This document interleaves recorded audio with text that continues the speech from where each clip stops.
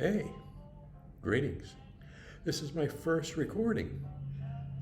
And of course, this is all about Lovelorn Squids from outer space. I wrote it backwards just for you. My name's Mark Hauer. I'm the author. My good friend, Ladine Woods, Suzette, designed the cover and did some illustrations.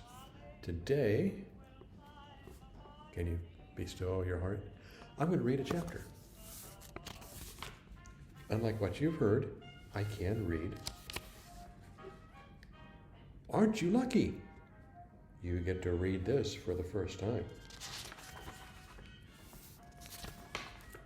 You really are. Here we go.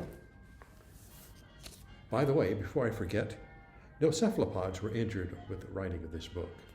Not one, I swear. Okay, we're almost here. We're going to start very soon. Chapter 1. I'm going to take off my glasses. I barely had time to step away from my room and into the murk of the nameless hotel's corridor before I bumped into a shadow-obscured gentleman and sent his leather portfolio flying. Whoops. Pardon me, I said.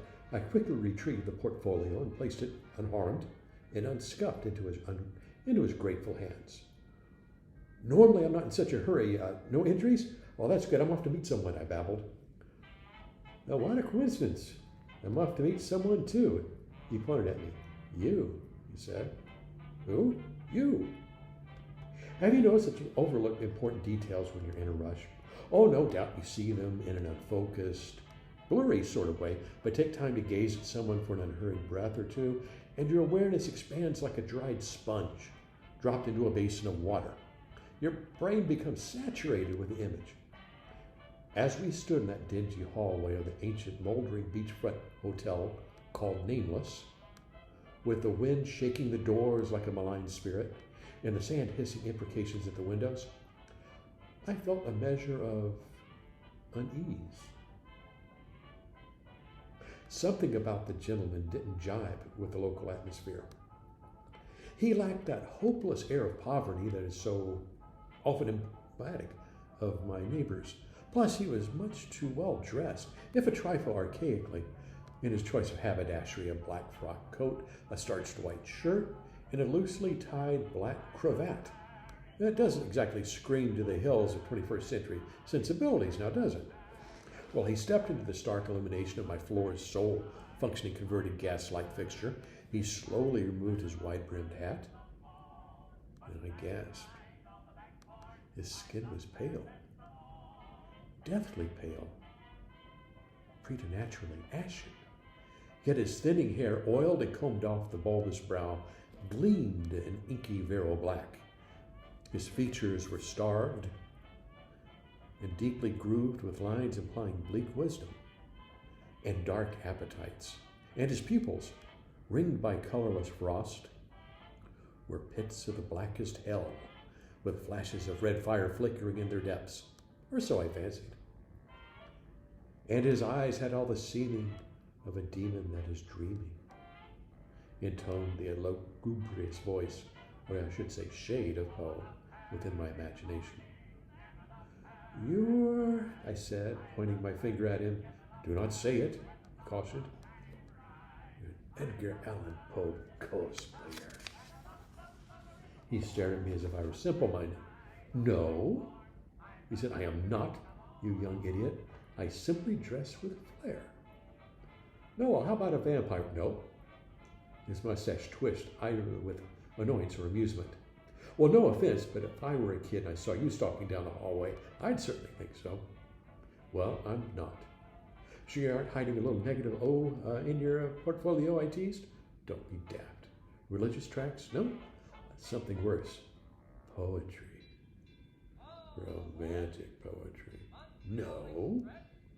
I bet you are and do. Well then, show me your fang teeth. I will not, he said, tucking his chin as he grimaced in disapproval. Well, you're not one of those sneaky bastards trying to collect student loans, I asked suspiciously. Are you? Hardly. Well, those bastards show up everywhere, you know. You can't be too careful. I was nearly cornered at a wedding reception once. You know the kicker? I was crashing the wedding. How did they know? I repeated plaintively. How did they know? He rolled his eyes heavenwards. Well, then, I don't see what business you would have with me, and so I shall bid you a good day, I said, preparing to leg it. Or vermouth. Take the shoe leather Zephyr. He stepped in my way. Decease and desist, he said, reaching deeply into his leather folder. I know who you are. Hold on for a second. Sorry, I can't. The fellow you once passed out there, and he owes me money. I was in the middle of taking this backpack and laptop as collateral. It's like they say, please, please, please stop lying. You're just so awful at it. Well, I might be the klepto neighbor, I insisted, or burglar. Perhaps I murdered him, or her, I said, having interpreted the censorious raising of his brow. Or they, oy vey. You are no burglar. A burglar can afford to be a compulsive toucher. Since we've spoken, you've touched the wall, the door, the radiator, pressed the mole on my forehead, that was especially disturbing, and felt the material of my jacket sleeve. You've left a plethora. What? I allowed my face to go slack in seeming incomprehension. Plethora. As a writer, I'm sure you know what that means, as in you've left such a plethora of prints and DNA evidence that it eliminates you as a murderer. He continued rummaging through the portfolio as if I wasn't there. He bit his lip in frustration. His nose began to whistle. A competent murderer, you mean, I said. I might be an idiot for all you know. Just so. I paused a few seconds to mull that one over. Door-to-door sales, I hazarded, backtracking to the earlier conversation. Nope. I heaved a sigh. Regional actor? Trans-American Repertory. I'm doing our patron a favor since his company had subsidized our humble efforts over the years. Forsaking the fruitless search inside the portfolio, his melancholy features suddenly lit up in a eureka moment. His hand darted into the breast pocket of the frock coat, and with an air of triumph, he pressed upon me a neatly creased Xerox copy of an arrest record. Now doesn't he look familiar?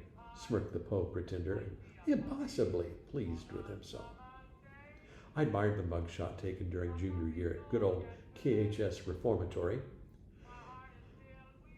Such a handsome devil I was. That noble brow, those flashing eyes, and that hair, all that hair, and those great white teeth. My name was printed in an institutional black and white. You know what it is. So why bother denying it? Whoa, nice picture, I said. That takes me back. A minor glitch in the delivery system, you know. Who knew air service would prove so challenging, especially when calculating the trajectory of a carton of eggs? It's all about the landing, you know, especially at Halloween. Well, of course, the actor agreed with more than a hint of derision in his voice. I'm not here to humiliate you, Mr. Howard. I'm here to offer you a job. Tell me, how has your writing career been progressing? Well, admittedly, my ego wilted a bit with that question. I decided to tell the truth. Well, it hasn't. I'm prolific, but the rejections are even more so. So tell me, how would you react if you were propelled into the future and discovered you would never sell a novel, never be included in an anthology? Would you still write? Well, sure. It keeps me sane, and it excuses my poverty. Well, how would you feel about ghostwriting? And please, no cheap jokes. I shrugged helplessly. I love cheap jokes. They're my stock in trade. Well, what do you know about HP and the Brethren? I rubbed my hands together briskly and smiled. So endeth the first chapter of Lovelorn Squids from Outer Space, written by me. That's when I had my mustache and beard. You can get it on Amazon. You can get it on Lulu. You can get it at Barnes & Noble. You can even get it at the library in Huntsville, Alabama, and I think Knoxville, Illinois. And I believe Books A Million has it too. Anyway, that's me for the day. If you have any questions, give me a call on Facebook or Amazon Authors, jmhauer.com. Thank you. Have a good evening.